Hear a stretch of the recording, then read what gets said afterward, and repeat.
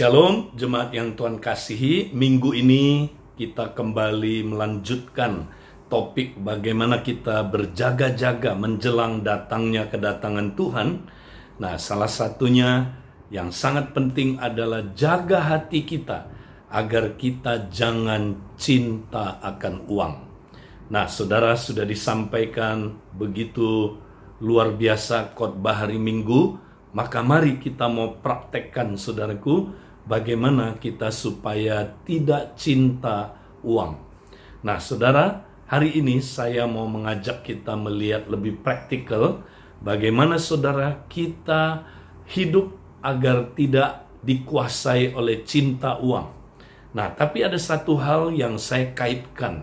Di samping cinta uang, saudara, Yesus mengajar dalam khotbah di bukit, saudara. Ada dua hal yang dapat menjadi jerat dalam hidup kita. Jadi kita harus menang atas jerat reputasi dan cinta uang. Nah, saudara, mari kita lihat di dalam dua ayat yang Yesus katakan tentang reputasi dan tentang, saudaraku, uang. Kita baca dalam Yohanes 5 ayat 44. Yesus berkata, "Bagaimanakah kamu dapat percaya kalau kamu yang menerima hormat seorang dari yang lain dan yang tidak mencari hormat yang datang dari Allah yang Esa?" Nah, orang saudaraku Yahudi, ya, mereka saudara tidak dapat percaya kepada Tuhan Yesus karena Yesus berkata penyebabnya sebab mereka menerima hormat seorang akan yang lain. Jadi mereka cari hormat yang datangnya dari manusia. Ya, mereka tidak cari hormat yang datangnya dari Allah. Nah, saudara, jadi mereka mencari ya kemuliaannya manusia. Itu sebabnya, saudara, mereka tidak dapat percaya kepada Allah. Saudaraku, kalau kita cari hormat, ya, kita saudaraku cari saudaraku kemuliaan manusia, ya, maka apa yang terjadi, saudara? Kita masuk ke dalam jebakan reputasi. Nah, Tuhan Yesus ajarkan, saudaraku, Dia nggak mau hidup kita cari reputasi, saudara. Ya, di mana kita, saudaraku, mau selalu menjadi nomor satu. Ya, kita mau jadi yang terhebat. Kita mau, saudaraku, menjadi apa, saudara? Menjadi yang paling utama, yang paling hebat, saudara, yang paling terkenal, yang paling, saudaraku, dihargai, dihormati oleh manusia. Nah, saudara, tanpa terasa, kadang-kadang kita di dalam dunia kekristenan, kita, saudaraku, mempunyai motif yang salah ini, saudara. Ya, kita pengen mempunyai, saudaraku, jemaat yang besar. Ya, kita mau menjadi gereja yang terkenal, yang paling hebat, jemaatnya banyak, saudara. Ya, kita bisa saja itu asalnya dari motif kita untuk, saudara, mencari hormat bagi manusia, saudara. Nah, ini bahaya, saudara. Makanya Tuhan Yesus ajarkan kita jangan terjerat oleh reputasi ini, saudara. Ya, ini bahaya sekali. Orang yang, saudaraku, terjerat dalam reputasi ini, dia tidak bisa, saudaraku, hidup di dalam kerajaan Allah. Ya, karena, saudaraku, orang yang hidup di dalam kerajaan Allah, saudara, dia tidak lagi mencari reputasi ya bagi dirinya, saudara. Ya, karena dia sudah mencari hanya kemuliaan Tuhan, bukan kemuliaan manusia, bukan hormat dari manusia. Nah, ini pertama jebakan yang kita mesti hindari, saudara.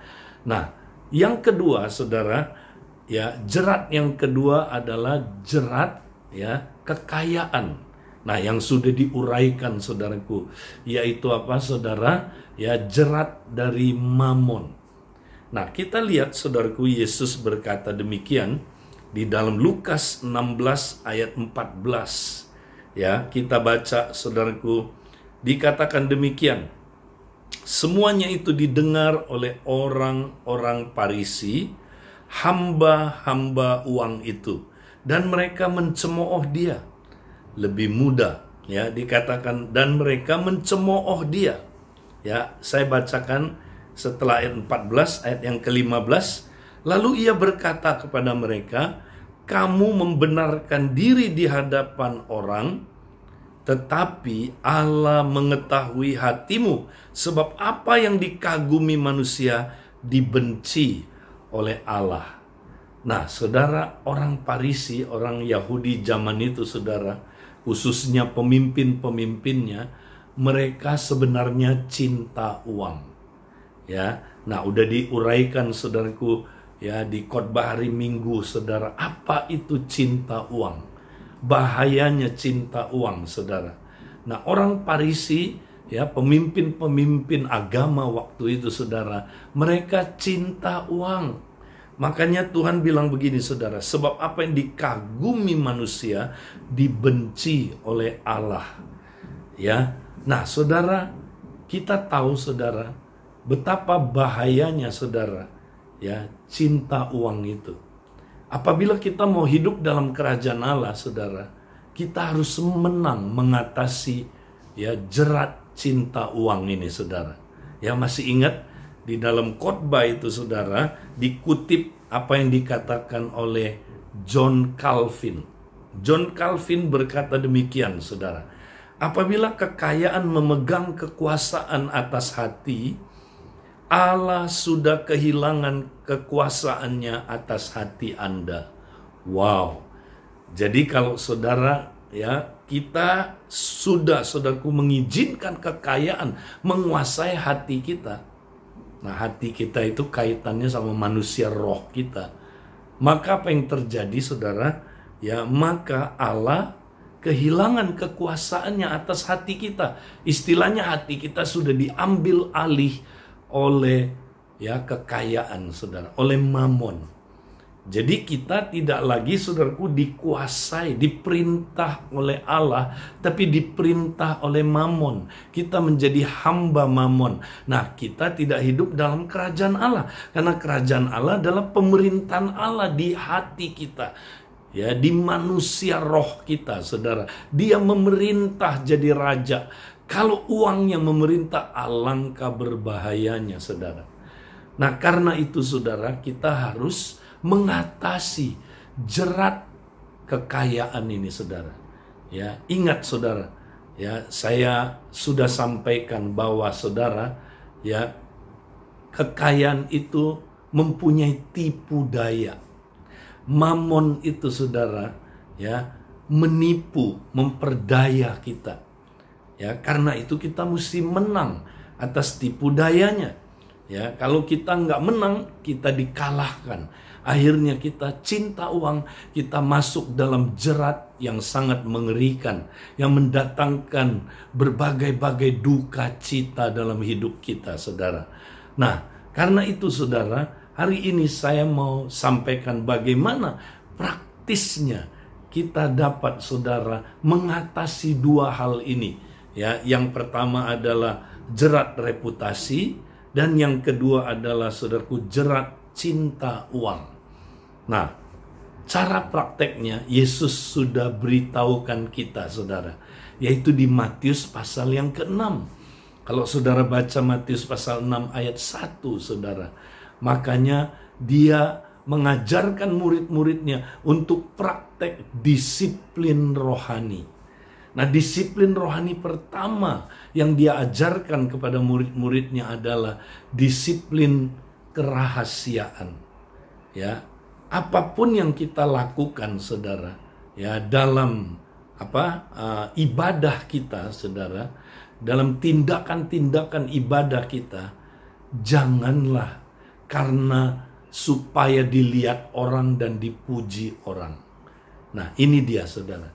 Jadi kita jangan berdoa, memberi, atau saudara kita berpuasa karena supaya dilihat orang. Ya, karena supaya apa, saudara? Supaya dipuji orang. Nah, kita harus praktekkan ya disiplin secrecy, disiplin kerahasiaan. Kalau kita nggak praktekkan ini, saudara, kita nggak mungkin mengalahkan jerat reputasi tadi. Ya, nah, praktekkan disiplin ini, disiplin kerahasiaan. Jadi, saudara, apa aja yang kita lakukan, ya, jangan kita lakukan supaya dipuji, ya, supaya dilihat orang, aduh hebat ya. Wih, Pak Edilio itu luar biasa, lihat dia doanya, wah dia rohani sekali ya. Wah, lihat dia memberi persembahan. Wih, luar biasa, persembahannya paling besar. Ya, coba lihat dia. Wih, dia puasa loh. Waduh, ini orang hebat memang. Nah, kalau kita lakukan itu, saudara, kita mencari pujian manusia. Dan kalau kita mencari pujian manusia, saudara, kita udah mulai terjerat ke dalam jerat reputasi. Ya. Dan ini yang membuat kita, saudaraku, akhirnya jatuh dalam dosa. Nah, saudara, apa saja yang kita lakukan, harus kita lakukan bukan untuk dipuji manusia, bukan untuk, saudaraku, ditonton oleh manusia. Kita harus lakukan apapun, saudaraku, untuk si penontonnya cuma satu, the audience of one, katanya. Ya, yaitu penontonnya, yang menyaksikannya hanya satu, saudaraku. Ya, Allah melihat kita, saudara. Apa yang kita lakukan, tidak ada orang yang mungkin, saudaraku, bisa lihat motifnya. Ya, tapi Allah tahu. Allah menonton motifnya kita. Nah, kasih contoh, saudara, dalam ibadah. Apakah kita ibadah, saudara, ya, supaya ditonton manusia, supaya dipuji manusia, ya? Nah, contoh, kalau ada ibadah orang angkat tangan, saudara. Nah, kenapa saudara angkat tangan? Apakah supaya ditonton? Dia luar biasa ya angkat tangannya ya. Waduh, hebat ini orang. Ya, nah, kalau itu, saudara, maka apa yang terjadi, saudara? Ya, kita hanya akan dapat pujian dari manusia. Ya, wih hebat ya dia. Dan pujian manusia itu berbahaya, saudara. Ya, semakin kita terima pujian, kita ketagihan pujian, saudara, nanti. Ya, ini bahaya, kita ketagihan pujian. Yang kita cari nanti pujian manusia terus. Nah, di situ kita akan terkena jerat, saudara. Ya, yang membuat kita jatuh. Kita bukan revival, tapi kita akan jatuh dalam dosa. Nah, kita mesti praktekkan disiplin secrecy. Lakukanlah bukan untuk manusia, untuk penonton yang satu itu, Tuhan. Ya, jadi kalau kita ibadah, nah, saudara, nanti minggu depan kita mulai, saudaraku, ibadah on site, ya, bergabung dengan online. Nah, saudara, mari, ya, walaupun nanti baru Fasel sampai Korwil, saudara, tapi mari kita praktek nanti beribadah itu, saudara, bukan untuk dilihat manusia. Ya, kita beribadah, saudara, bukan untuk kepentingan sendiri. Ya, sekalipun mungkin, saudaraku, ibadahnya kurang cocok sama selera saudara, kurang cocok sama apa yang saudaraku inginkan. Ya, tapi saudara, kita akan habis-habisan. Kita beribadah bukan supaya apa? Tapi kita beribadah karena Dia begitu mengasihi kita. Karena Dia, saudaraku, adalah Tuhan dan Juru Selamat. Dia penguasa tunggal hidup kita. Kita mau beri yang terbaik. Itu, saudara, praktek. Apa aja yang kita lakukan, praktek itu adalah untuk Tuhan, bukan untuk manusia. Nah, ini disiplin secrecy. Ini akan membuat kita mampu mengalahkan jerat reputasi, saudara. Nah, sekarang jerat yang kedua adalah jerat saudara?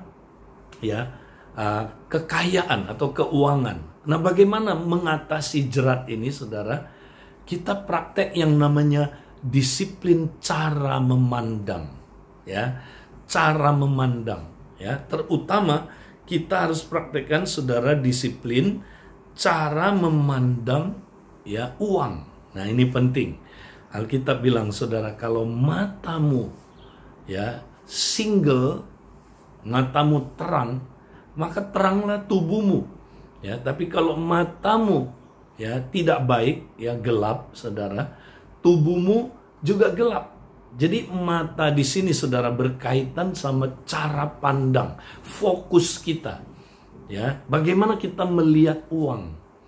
Ya, kalau kita, saudara, matanya tidak fokus ya kepada Tuhan, ya, tapi dijelaskan minggu lalu, matanya tidak fokus, ya, dijelaskan seperti orang yang jereng.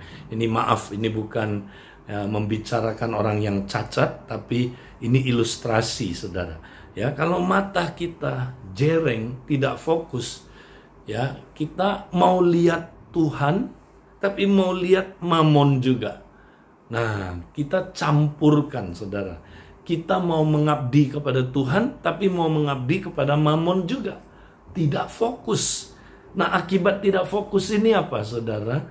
Maka, saudara, ya, maka hati kita, saudaraku, akhirnya mendua. Nah, hati yang mendua ini berbahaya, saudara. Ya, akhirnya kita ditipu oleh saudara mamon. Ingat, mamon itu tidak jujur, dia penipu, saudara. Ya, banyak hal yang dia tipu kita, dan kita nggak hati-hati. Ya, ketika kita terkena tipu, hidup kita, saudaraku, akhirnya jatuh dalam berbagai-bagai duka cita. Bahkan, saudaraku, kita bisa menyimpang dari iman. Nah, saudara, makanya mata kita harus single, fokus hanya kepada Tuhan. Ya, jangan ya mau Tuhan, mau juga mamon, saudara. Nggak bisa. Seperti Yohanes Calvin katakan, saudara. Ya, masih ingat, saudara? Ya, kalau apabila kekayaan memegang kekuasaan atas hati, Allah sudah kehilangan kekuasaannya atas hati Anda. Saudara, jadi harus pilih salah satu. Ya, nggak bisa mendua hati. Nah, saudara, kalau kita udah fokus, saudara, maka kita bisa melihat apa, saudara? Kita bisa melihat ya harta ya dengan apa, saudara? Dengan benar. Nah, waktu itu kita nggak bisa tertipu lagi, saudara. Nah, banyak orang tertipu, saudara. Akhirnya mereka mengumpulkan harta, ya, mengumpulkan harta di bumi ini. Kenapa mereka mengumpulkan harta di bumi? Karena, saudara, mereka berpikir harta itulah yang menentukan hidup. Harta bisa bikin kita hidup dengan baik. Harta membuat mereka aman, harta membuat mereka nyaman, harta membuat mereka bahagia, harta membuat mereka hidupnya, saudaraku, lebih baik, ya. Jadi, saudara, mereka tertipu. Apakah benar demikian? Enggak, saudara. Yang bikin kita, saudaraku, hidup ya yang benar-benar maksimal, ya, hidup berkelimpahan, saudara, itu bukanlah, saudaraku, ya, tergantung kepada kelebihan hartanya, bukan, ya, tapi, saudaraku, bergantung kepada harta sorgawi, saudara. Nah, makanya Tuhan Yesus bilang apa? Kamu seharusnya, apa katanya, saudara, kumpulkanlah bagimu harta di surga. Ya, ini di Matius 6 ayat 19 sampai 20. Di surga ngengat dan karat tidak merusaknya, dan pencuri tidak membongkar serta mencurinya. Nah, saudara, kita disuruh investasikan harta kita, saudara, di surga, bukan di bumi ini. Nah, apa artinya menginvestasikan harta kita, saudara, di surga bukan di bumi? Ya, ini bukan seperti konsep pagan, ya, yang saudara ya percaya bahwa kalau kita, saudaraku, memberi sekarang ini, kita nabung, nanti ya kelak setelah saya dan saudara meninggal, saudara bisa ya mendapatkan hasil dari investasinya. Kalau sekarang kita beri uang ini, ya nanti hidup kita di sana rumahnya mewah, ya rumahnya saudaraku besar. Kenapa? Karena kita investasi di sini. Nah, saudara, itu bukan konsep yang dimaksudkan. Memang nanti kita di surga, saudara, ya di masa depan, ya tentu ya saudara hidup yang ya di surga itu, saudaraku, ya beda sama hidup yang di sini. Ya tentu lebih mulia, ya.